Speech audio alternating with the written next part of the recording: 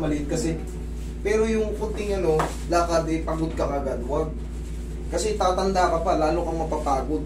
Lalong masisira yung katawan mo.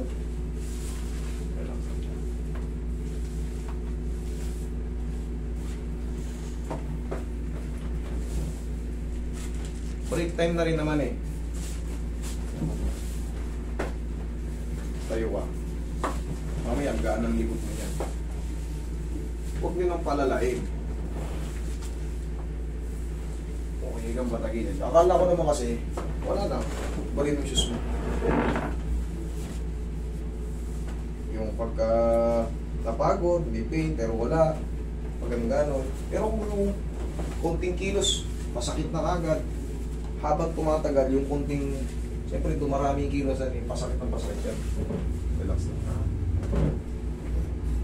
Kabilang side. Madali lang naman yung i-adjust.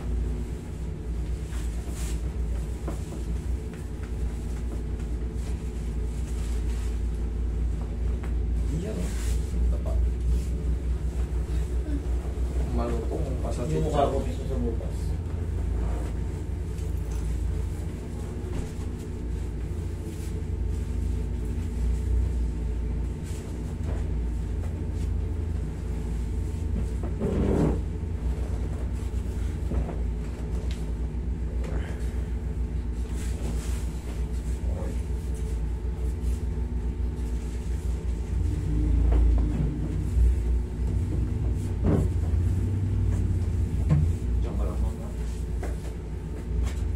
Nagkaroon lang ng delay sa ano, syempre, kailangan hahanap. Ano ba probinsya? Kailangan kasi, syempre, alam mo yung GMA, nag-iingat yan. Ipopost nila na walang consent doon sa tao. Sa akin may consent na sila. Syempre, inahanap pa namin eh. Kung nasan na umuwi raw ng probinsya tapos walang cellphone. Kaya na-delay yung uploading sa kanila. Pero yung interview na, nauna yun, natay ko nga lang na hintay lang na ano, makausap yung tao.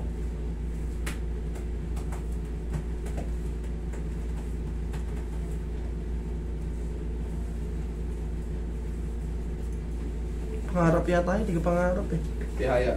Hindi, taga ano, Igay. Kilala mo si Bong? Ano? Contact. Walang cellphone. Hindi nila alam ngayon sinong kukontakin kapatid doon. Okay. Inhale. Exhale. Siyempre, pinost ko sa ano eh. O, di nagtuon-tuon na sa mga ano.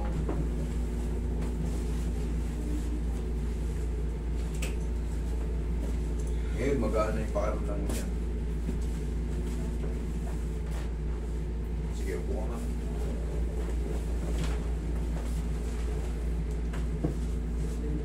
Upo ka lang muna.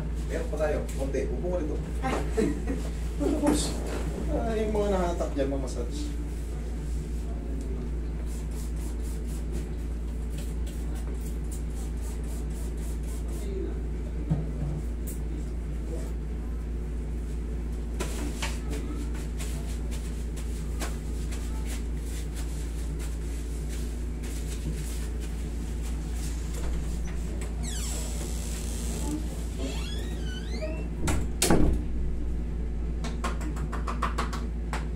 Okay?